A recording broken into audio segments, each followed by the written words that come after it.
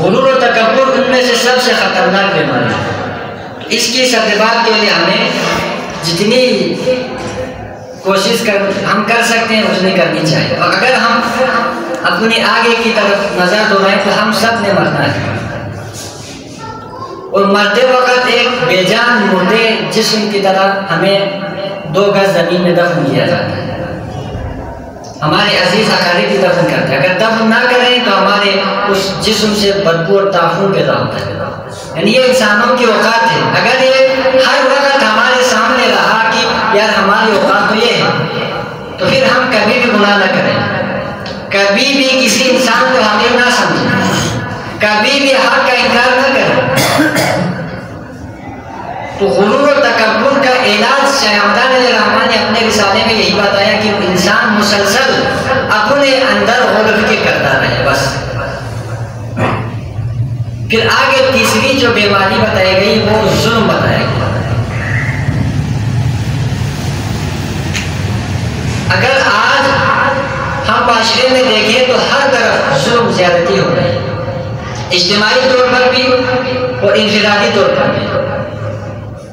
ایک خاندان کے اندر ایک گھر والے آپس میں 2 بھائی لڑ رہے ہیں، بہن بھائی لڑ رہے ہیں، حد تو یہ ہو گئی کہ باپ بیٹا لڑ رہے ہیں، اس سے بڑا المیہ کیا ہو سکتا ہے؟ اس کی واحد وجہ یہی ہے کہ ہم دین سے بہت دور ہیں۔ قرآن مجید کو ہم نے ایک فضول سی چیز سمجھ کر ہم نے چھوڑا ہوا ہے۔ اگر ہم قرآن مجید کی طرف رجوع کرتے ہیں، اس طرح کے جتنے بھی روحانی امراض ہیں ان کا سرتباب کرنا بہت آسان ہے۔ اسی طرح شیخ حمدان علیہ الرحمن نے چوتھی جو بڑی بیماری بتائی وہ ریاکاری کو بتایا گیا، یعنی ریاکاری ان 4 روحانی بڑے امراض میں سے چوتھے نمبر کی سب سے بڑی بیماری ہے۔ آج کے دور میں اس بیماری سے بچنا بہت زیادہ مشکل ہو گیا۔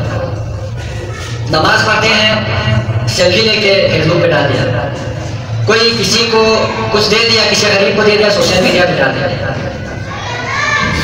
یعنی دوسرے انسانوں کی عزت نفس مجروح کر کے ہم دوسروں کو دکھانے کے لیے بظاہر کہ ہم کتنے انسان دوست لوگ ہیں، لیکن حقیقت میں ریاکاری اور دوسروں کو دکھانے کے لیے ہم کر رہے ہوتے ہیں۔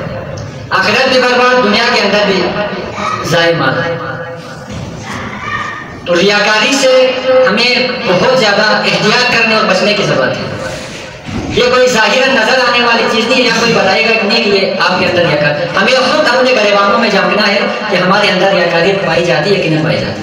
قدم قدم پہ ہمیں دیکھنا ہوگا کہ ہم نے جو ابھی عمل کی ہے اس میں ریاکاری تو کہیں مجھ سے نہیں ہوگی۔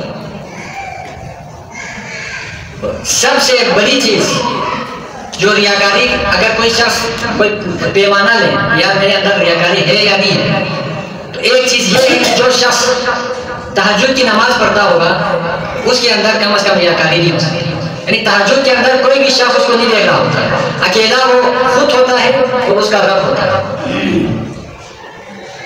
تو ریاکاری، ظلم، کنجوسی، اس طرح کی جتنے بھی بیماریاں ہیں، آپ لوگ سورہ حجرات کے لازمی مطالعہ کریں، اس میں دوسرے جتنے بھی بیماریاں ہیں ان کے حوالے سے بھی ذکر ہوا ہے، اور حدیث مبارکہ میں بے شمار چیزیں ہیں، اور ہم قرآن مجید کی طرف رجوع کر کے ان بیماریوں کا علاج کر سکتے ہیں۔